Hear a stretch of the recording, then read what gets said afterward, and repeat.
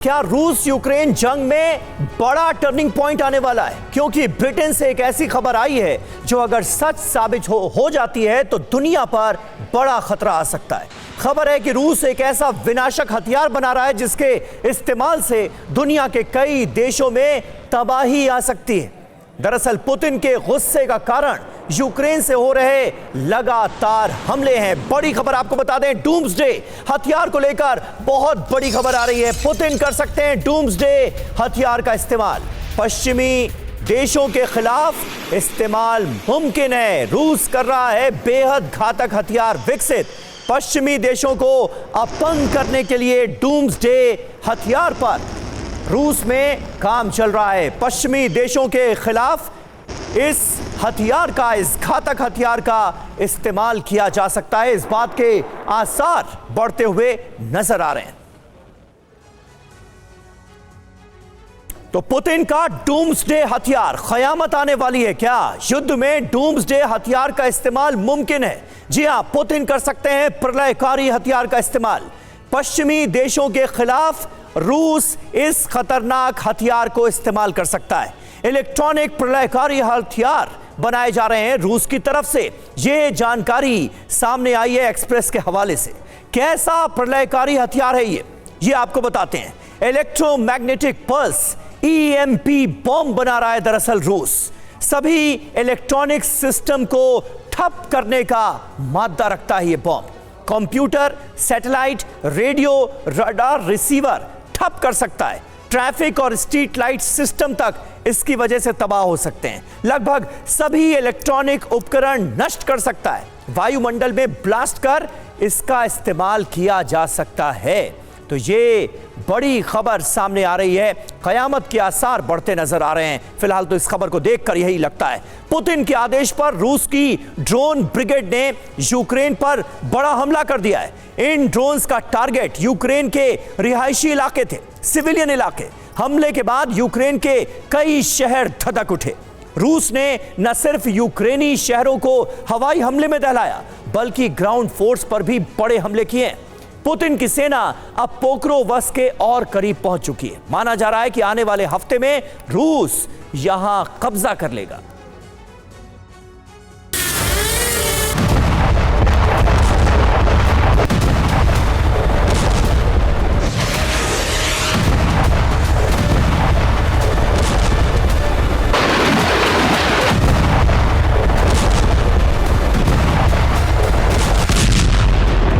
आठ दिन, इतना ही वक्त बचा है अमेरिका के नए राष्ट्रपति की शपथ में, जिसके बाद यह साफ हो जाएगा कि यूक्रेन की तकदीर में क्या लिखा है।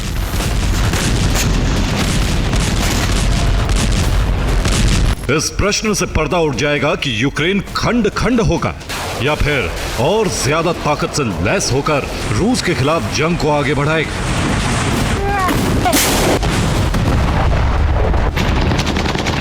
लेकिन ट्रंप की शपथ से पहले पुतिन ने यूक्रेन को राख बनाने के आदेश दे दिए हैं। वो यूक्रेनी शहरों की ऐसी दुर्दशा करना चाहते हैं कि वहां की आवाम खुद ब खुद ज़ेलेंस्की के खिलाफ हो जाए।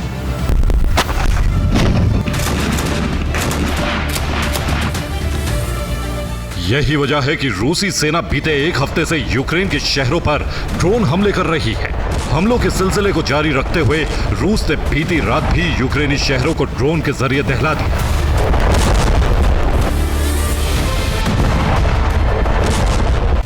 बीती रात रूस ने यूक्रेन के 10 शहरों पर ड्रोन हमले किए। रूसी सेना ने महज 2 घंटे में 94 ड्रोन दागे। दावा है कि यूक्रेन ने 60 ड्रोन मार गिराए, जबकि 34 ड्रोन अलग अलग टारगेट्स को ध्वस्त करने में पूरी तरह सफल रहे।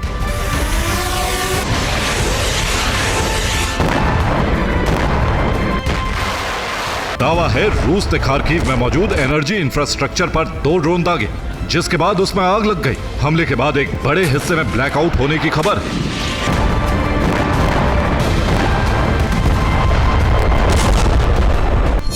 एनर्जी इंफ्रास्ट्रक्चर पर हमले में 2 कर्मचारियों की मौत की खबर है।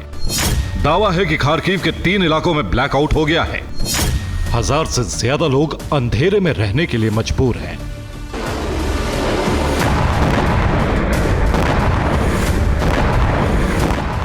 पोल्टावा में भी रूसी सेना ने कई ड्रोन दागे। रूस का दावा है कि उसके हमले सफल रहे। हमले में यूक्रेन के एक हथियार डिपो को तबाह कर दिया गया। दावा है कि डिपो में पश्चिमी देशों से मिले हथियार मौजूद थे, जिसकी वजह से यहां जोरदार धमाका देखा गया।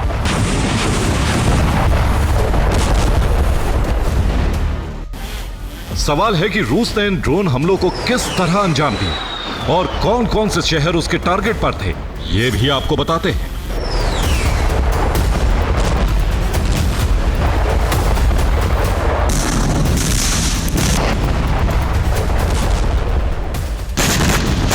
रूसी सेना ने न सिर्फ ड्रोन हमलों के जरिए यूक्रेन को दहलाया, बल्कि पूर्वी यूक्रेन में मौजूद ग्राउंड फोर्स ने भी यूक्रेनी सेना पर बड़ा हमला किया है।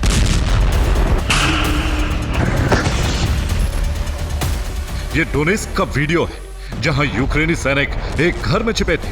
रूस ने ड्रोन हमला कर पूरे मकान को तबाह कर दिया। रूस की होवित्जर ब्रिगेड ने सूमी में बड़ा हमला किया। रूसी सेना ने यहां 3 मोटार क्रू को तबाह कर दिया। खार्किव में रूस ने यूक्रेन के एक T-72 टैंक को ड्रोन दागकर तबाह कर दिया। कुराखोव में रूसी सैनिकों के सामने 16 यूक्रेनी जवानों ने सरेंडर कर दिया है।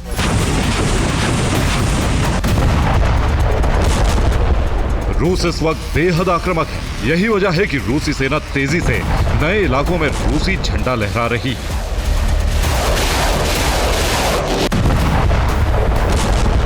ये यूक्रेन के शेवचेंको का वीडियो है। वीडियो में पुतिन का एक सैनिक रूसी झंडा लहराता हुआ नजर आ रहा है। दावा है कि शेवचेंको पर रूसी सेना ने संपूर्ण कब्जा कर लिया है।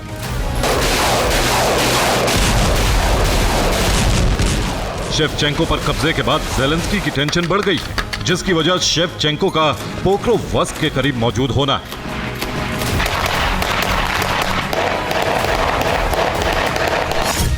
दरअसल रूसी सेना ने पोक्रोवस्क को 2 तरफ से घेर लिया है। दक्षिण में रूसी सेना पोक्रोवस्क से महज 3 किलोमीटर दूर है। 24 घंटे पहले ही उसने शेवचेंको पर कब्जा किया है। वहीं पूर्वी दिशा में रूसी सेना पोक्रोवस्क से महज 1.5 किलोमीटर दूर डेरा डालकर बैठी। माना जा रहा है कि रूस पोक्रोवस्क में दक्षिणी और पूर्वी दिशा से घुसने की तैयारी में है, ताकि यूक्रेनी आर्मी को डिफेंस का कोई मौका न मिल सके।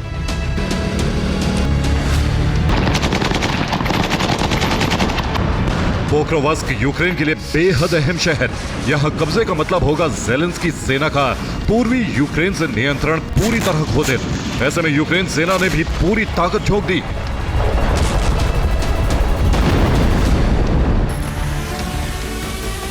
ये पोक्रोवस्क का वीडियो है, जहां यूक्रेन ने रूसी सैनिकों से भरी मिलिट्री कार पर FPV ड्रोन से हमला किया। यह वीडियो डोनेस्क का बताया जा रहा है, जहां यूक्रेन ने ट्रेंच में छिपे रूसी सैनिक पर ड्रोन से हमला कर उसे खत्म कर दिया। ज़ेलेंस्की सेना न सिर्फ यूक्रेन में हमले कर रही है, बल्कि कुर्स्क में भी उसे एक बड़ी कामयाबी हाथ नहीं लगी।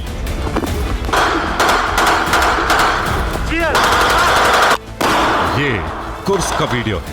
दावा है कि यूक्रेन सैनिकों ने इस इलाके से 2 उत्तर कोरियाई सैनिकों को पकड़ा है।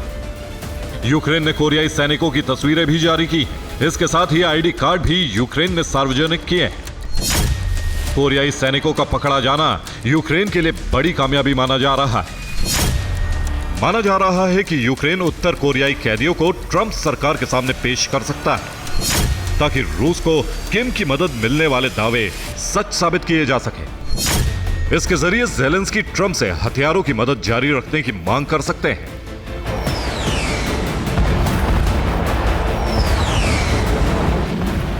साफ है, ज़ेलेंस्की किसी भी सूरत में सीज फायर नहीं चाहते, क्योंकि इस वक्त युद्ध विराम का मतलब होगा यूक्रेनी जमीन पर रूस का संपूर्ण कब्जा होना, जो यूक्रेन के लिए युद्ध में हार के समान है।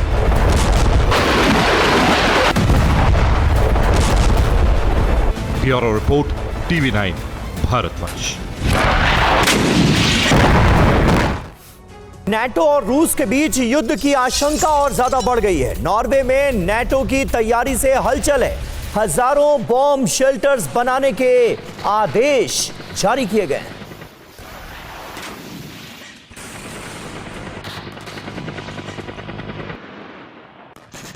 तो देखिए, नॉर्वे में बड़ी तैयारी से जुड़ी तस्वीरें सामने आई हैं। नाटो वर्सेस रशिया के बीच युद्ध की आशंका और ज्यादा बढ़ती नजर आ रही है और ये हम यूं ही नहीं कह रहे। जो अहम अपडेट सामने आई हैं उसके बारे में आइए आपको जल्दी से बता देते हैं हो क्या रहा है। पुतिन की धमकी के बाद नाटो देश अलर्ट हैं। नॉर्वे में सभी नई इमारतों में बॉम्ब शेल्टर बनाए जाएंगे। रूस और नाटो के बीच युद्ध की आशंका के बाद यह फैसला ले लिया गया है। सबसे खराब स्थिति के लिए तैयार रहने के आदेश जारी किए गए हैं। नॉर्वे आर्कटिक सर्कल में रूस के साथ 120 मील से ज्यादा की सीमा लगती है। तो रूस यूक्रेन के युद्ध में जंग में अब हालात जीत हार या बढ़त बनाने तक सीमित नहीं रहे, बल्कि स्थिति पूरी तरह से बदल गई है। इस जंग में ट्रंप साथ दे या ना दे, लेकिन नाटो ने विस्तार की रणनीति के तहत कार्रवाई शुरू कर दी है, जिसमें रूस के खिलाफ युद्ध का द्वार रोमानिया होगा। और यह कोई अनुमान नहीं है, बल्कि वास्तविक तैयारी है। नाटो ने जंग में उतरने के संकेत दे दिए हैं, तो वहीं पुतिन ने भी जवाबी कार्रवाई के लिए अपनी तैयारी का ट्रेलर लॉन्च कर दिया है। तो क्या न्यूक्लियर जंग तय हो गई? इस रिपोर्ट में जानिए इस सवाल का जवाब।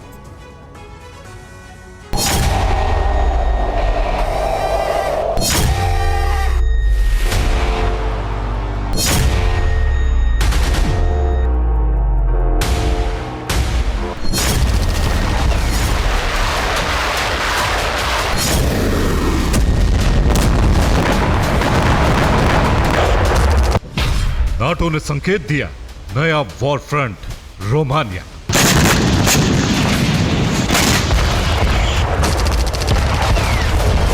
यूक्रेन रूस की जंग में हर दिन बदल रही रणनीति बता रही है कि हालात हार जीत के विकल्प नहीं बना रहे हैं, बल्कि हर दिन अस्थिरता की तरफ बढ़ रहे हैं।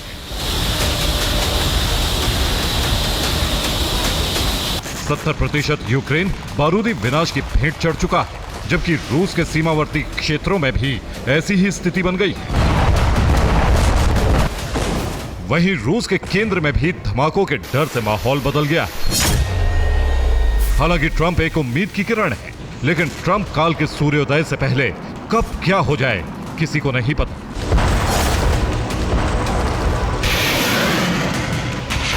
क्योंकि ये युद्ध है जिसके भड़कने से महाविनाश भी संभव है। बदले हालात, नया डर, बरपेगा न्यूक्लियर कहर।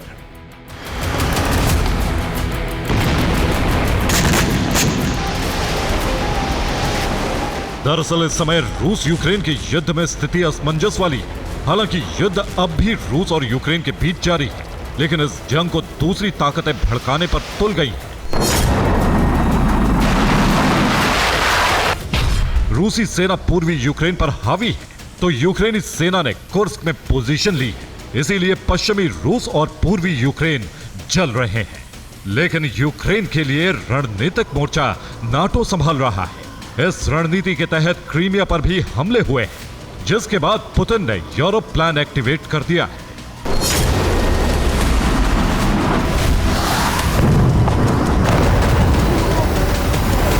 हालांकि यूरोप पर रूस ने कोई सैन्य कार्रवाई नहीं की।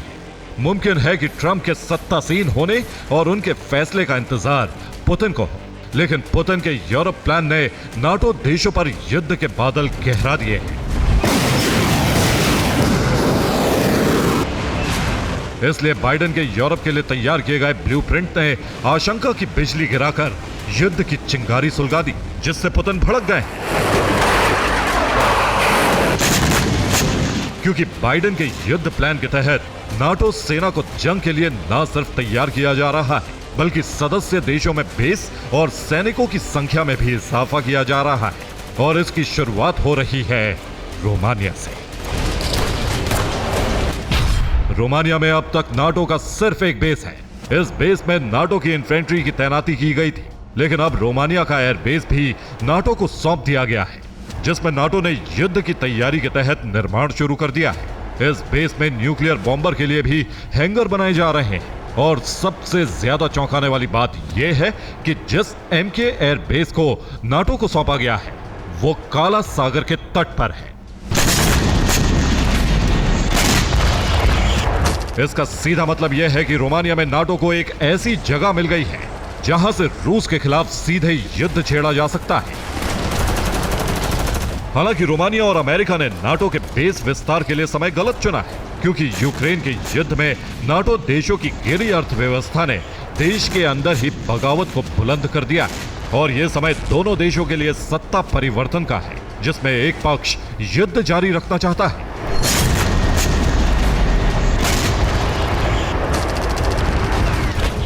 तो दूसरा हर हाल में युद्ध विराम चाहता है।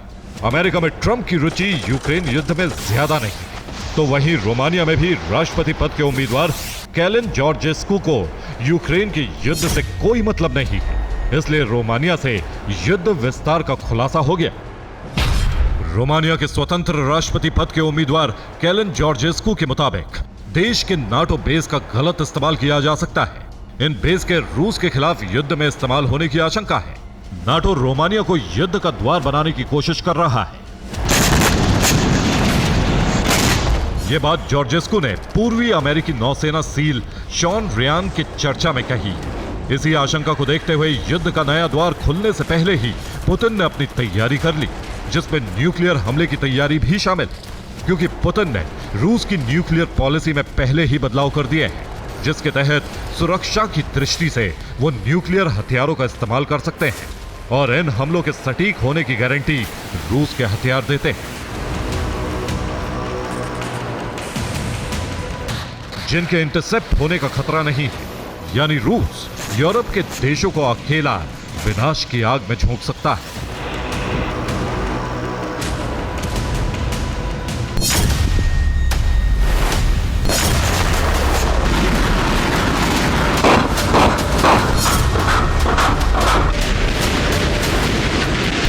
रूस के हाइपरसोनिक प्रक्षेपास्त्र ऐसे हैं जिन्हें इंटरसेप्ट करना नाटो देशों के लिए करीब करीब नामुमकिन है।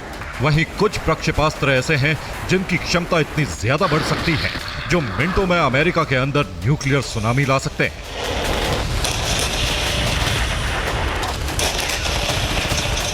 इसीलिए रोमानिया में चुनावी मुद्दा भी नाटो की जंगी तैयारी बन गया है। ऐसे ही ग्रीनलैंड, यूरोपियन यूनियन और जर्मनी में भी नाटो की तैयारी मुद्दा बन गई है। इसलिए पुतिन सीधे जंग छेड़ने या न्यूक्लियर कार्रवाई नहीं करना चाहते।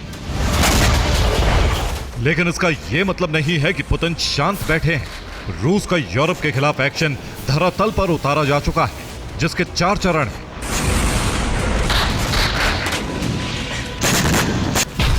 इनमें पहला चरण नाटो देशों पर एजेंट्स के जरिए हमले है। दूसरा चरण नाटो देशों के इंफ्रास्ट्रक्चर पर अटैक है। तीसरा चरण नाटो देशों में लोन वुल्फ या आत्मघाती हमले हैं। और चौथा चरण है नाटो के खिलाफ वृहद स्तर पर युद्ध।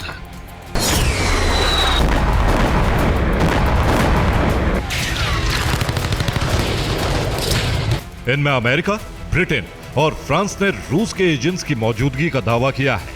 उनके निशाने पर सैन्य ठिकाने होने का भी दावा किया गया है। लेकिन एक तस्वीर फ्रांस से सामने आई जो बताती है कि युद्ध का दूसरा चरण शुरू हो चुका है।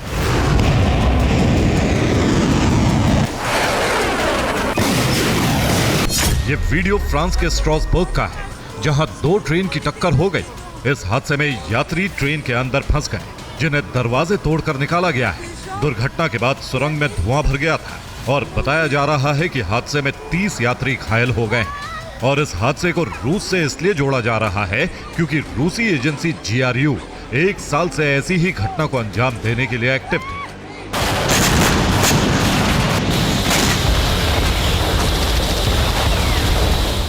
जिसका मतलब है कि रूस ने यूरोप के खिलाफ युद्ध का दूसरा चरण शुरू कर दिया है। और अगर रोमानिया से युद्ध का मुहाना खुला तो चौथे चरण तक पहुंचने में जरा भी देर नहीं लगेगी।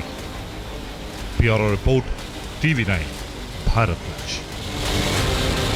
और अहम खबर कुर्स से जुड़ी आ रही है। रूस के कुर्स में यूक्रेन का बड़ा हमला हुआ है। कुर्स में कई जगहों पर यूक्रेन ने अटैक किया है। यूक्रेन के हमले में रूस को भारी नुकसान की खबर है। कुर्स में जंग किस तरह से अंजाम दी जा रही है बर्फबारी के बीच, ये देखिए तस्वीरें।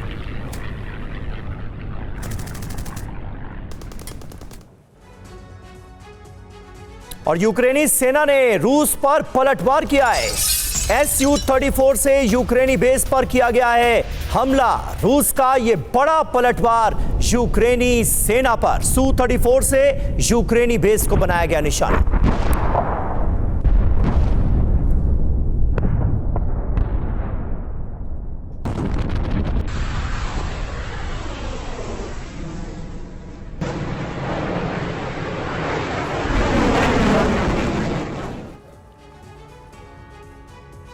तो कुर्स्क में जंग का मैदान अभी भी सुलग रहा है। विनाशक युद्ध अभी भी यहां जारी है। कुर्स्क के कई इलाकों में यूक्रेन का बड़ा हमला हुआ है। यूक्रेनी हमले में रूस को भारी नुकसान की खबर है। नॉर्थ कोरिया के 20 सैनिकों की मौत हो गई है। उत्तर कोरिया के 2 सैनिक बंधक भी बना लिए गए। कुर्स्क में आगे बढ़ रही है यूक्रेन की सेना।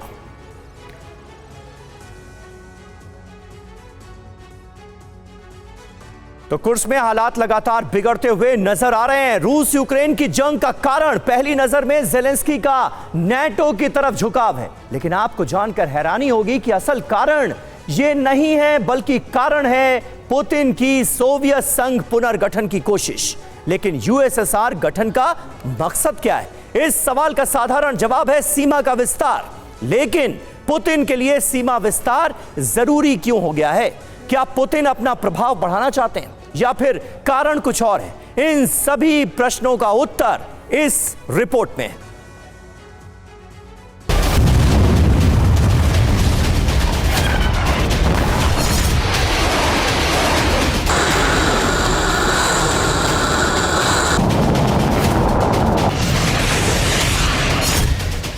रूस नाटो की तकरार, कारण खनिज का भंडार।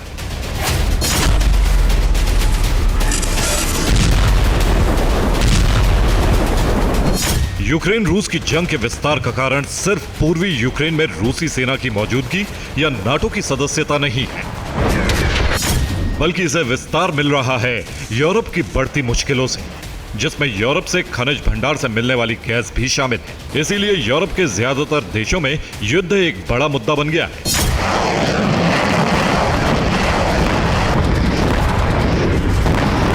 यूक्रेन को मदद देने पर कई देशों में सियासी घमासान शुरू हो गया है, जिनमें जर्मनी भी शामिल है।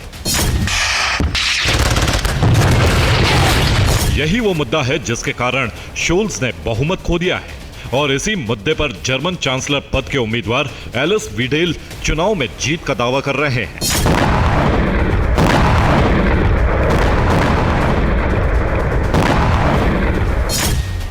विडेल के मुताबिक रूस के साथ ऊर्जा संबंध बहाल करने के लिए जर्मनी के नागरिक उनकी पार्टी पर भरोसा कर सकते हैं।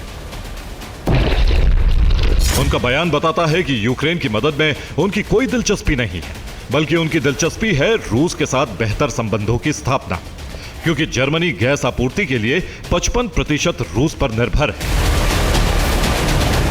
ठीक ऐसे ही ग्रीन ने भी इस युद्ध में रूस की तरफ झुकाव के संकेत दे दिए, यानी युद्ध का भविष्य प्राकृतिक संसाधनों पर निर्भर हो चुका है।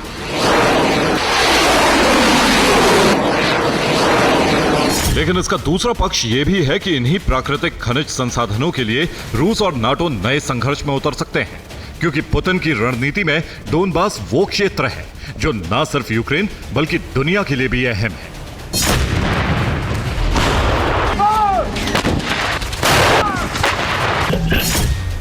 दरअसल पूर्वी यूक्रेन यानी डोनबास क्षेत्र में लिथियम का बड़ा भंडार है। शेवचेंको में 1,38,00,000 टन लिथियम अयस्क मौजूद है, जिसमें लिथियम ऑक्साइड की मात्रा 2,07,000 टन है। और इसी शेवचेंको पर अब रूस का झंडा लहरा रहा है।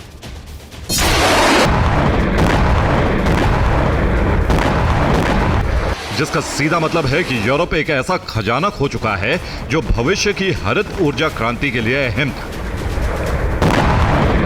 इसलिए नाटो इस जंग को विस्तार देने की तैयारी कर रहा है, और ऐसा पहली बार नहीं हो रहा है, क्योंकि दुनिया में जंग का विस्तार जमीनी सीमा बढ़ाने या उपनिवेश बनाने के लिए नहीं हुआ है, बल्कि इसका मूल कारण ऊर्जा के स्रोत और खनिज ही रहे हैं।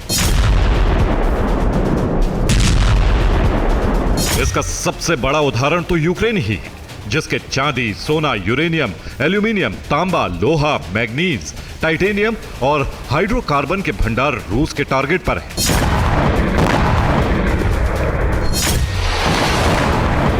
और अगर इस युद्ध को विस्तार मिला तो मुमकिन है कि यूरोप के वो क्षेत्र भी निशाने पर होंगे जहां कुदरत का खजाना छिपा है।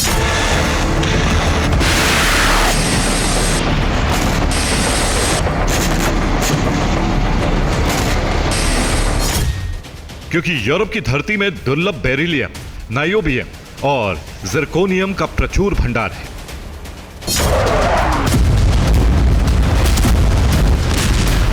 और संसाधनों की इस जंग का प्रमाण है दुनिया में खुले मोर्चे जो बारूदी धमाकों से दहक रहे हैं।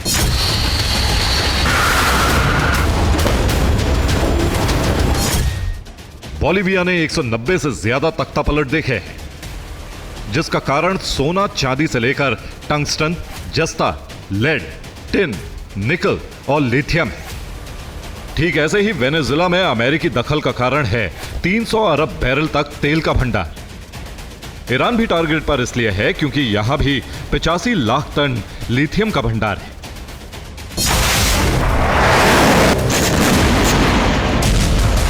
इसके अलावा हॉट टारगेट कनाडा, ग्रीनलैंड और अफ्रीका भी है, जहां प्रचुर मात्रा में गैस और खनिज का भंडार है। यानी जंग की शुरुआत भले ही रूस यूक्रेन की सीमा या यूएसएसआर के पुनर्गठन को लेकर हुई हो, लेकिन इसके पीछे असली मकसद कुदरती खजाना है।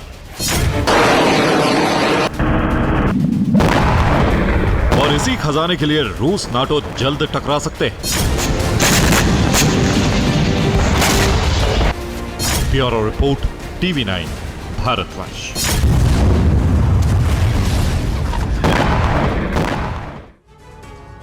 और इस बीच एक ताजा खबर आपको बता दें, रूसी ऑयल डिपो में 5वें दिन भी आग जारी है। यूक्रेनी हमले में ये ऑयल डिपो पूरी तरह से तबाह हो गया है। आग देखिए अभी भी जारी है। आग की लपटें ऑयल डिपो से उठती हुई आपको नजर आ रही होंगी। एंगल्स ऑयल डिपो अभी भी किस तरह से आग की लपटों से घिरा हुआ है ये देखिए। अब तक 8 लाख टन जेट ईंधन नष्ट हो चुका है। यूक्रेन ने यहां ड्रोन से हमला किया था।